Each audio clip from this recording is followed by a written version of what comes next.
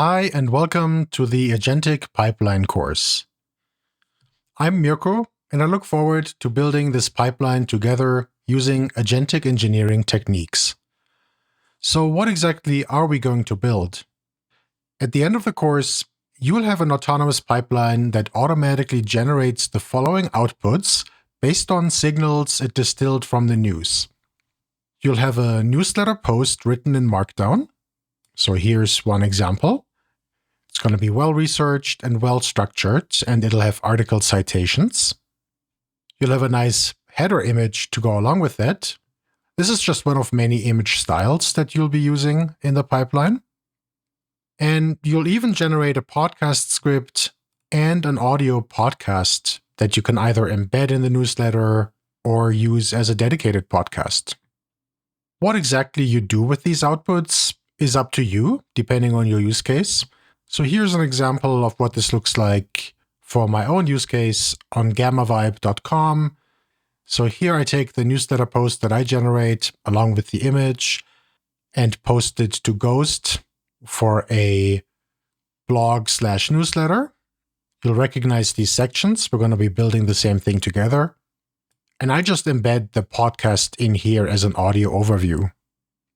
So how are we going to build this? We'll employ a database state-based architecture consisting of a couple of phases and steps. So here's a rough overview. At a high level, you can divide things into 3 phases. Ingestion, so that's where we basically read the news and extract signals from them. Then we have ideation, where we come up with ideas based on the signals that we've extracted. And then we take one idea and develop it into a concrete business model. And in the production phase, we'll turn this into a well-written newsletter post, and we'll also generate the supporting image. What's not shown here is the bonus step that we'll also cover together to generate a podcast episode to go along with this. We'll use this database state-based architecture because it's much more robust than a strictly sequential pipeline, where each step's output feeds directly into the next step. That was actually my first proof of concept when I originally built this pipeline, and it was enough to validate the idea. But it has a lot of limitations, and by using database state, we can easily resume failed runs, so things are a lot more robust and fault-tolerant. But we can also consider multi-day windows when doing analysis work, which allows for better clustering and therefore leads to much better results. Here we see the tech stack that we're going to be using for this pipeline. Many of the components of this pipeline could be swapped out based on your user preference. So these are mostly just pragmatic choices. Let's walk through some of these. So as a language, we're using Python, a very pragmatic choice. It's readable, it's widely supported, especially in AI circles. It has a great standard library and many third-party libraries. And modern Python versions are fast and support optional type hints. But really none of what we do is inherently Python specific. You should be able to build the same pipeline in your language of choice. Just make sure that it's well supported by your agentic coding tool. So TypeScript, Java, C#, Rust, or Go all have massive training data, and modern LLMs therefore handle them well. We'll use UV for package management. It's fast and easy to use. There's a reason it's become kind of a de facto standard in the Python community. And for LLM orchestration, we'll use Pydantic AI. Pydantic itself is a validation library, and it's become widely adopted in the Python community. It's very fast and extensible, plays really well with IDEs and linters and things like that. And it's nicely complementary to the type hints that we already have in Python. Allows you to do similar kinds of checks, but at runtime. And as we'll see, that works really well with our AI tools. So Pydantic AI is built on top of Pydantic. It's a Python agent framework, and it makes it really easy to build agents in Python that are agnostic to the underlying LLM models. So if you later want to swap out Gemini for OpenAI or other LLMs, Pydantic AI will make that very easy. And the validation really helps here with making sure that we can constrain the LLM's output to the structured fields that we want. It leads to a very, very robust implementation. That said, you could totally use a different AI agent framework like LangChain if you like.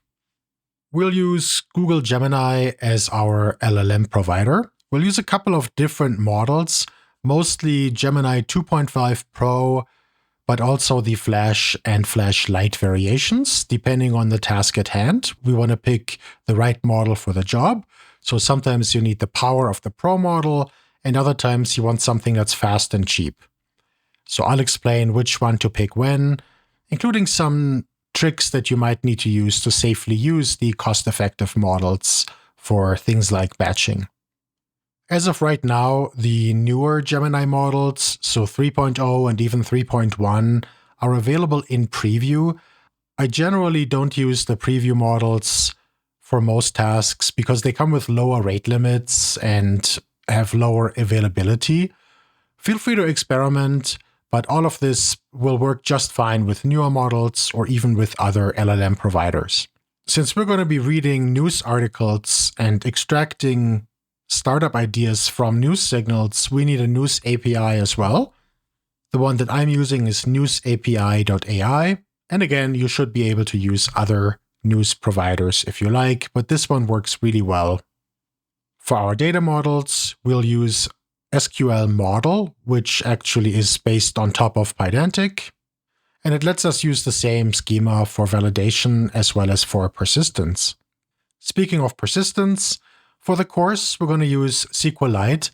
In production, I use PostgreSQL. The implementation is basically identical though. We're going to be using vector search and embeddings for one particular part of the pipeline. And in our course, we'll use the open source ChromaDB vector database that's really easy to deploy and use. It's file-based like SQLite. In production, I use pgvector instead, but all the principles are identical. Finally, for publishing, the output will be a Markdown file and, of course, the header image and podcast MP3. And then it's up to you what you want to do with those outputs. In production, I use Ghost CMS to deploy this to a blog/newsletter. In terms of prerequisites for the course, I assume that you're comfortable with Python and have worked with APIs before, but you don't need any ML experience. I'm recording this video on Windows 11, but I'll be using WSL2, so the Windows subsystem for Linux, which is essentially a lightweight Ubuntu Linux VM that's included with Windows. All of this works just fine on Mac OS or any Linux flavor as well. Native Windows should work fine too, but overall I found the Python tooling to be more reliable on Unix systems. So if you're on Windows, I recommend using WSL2. I will walk through the pipeline build one step at a time, show the Claude Code prompts that I'm using, go over the output, and iterate as needed based on the results. But this isn't meant as a tutorial that you watch passively.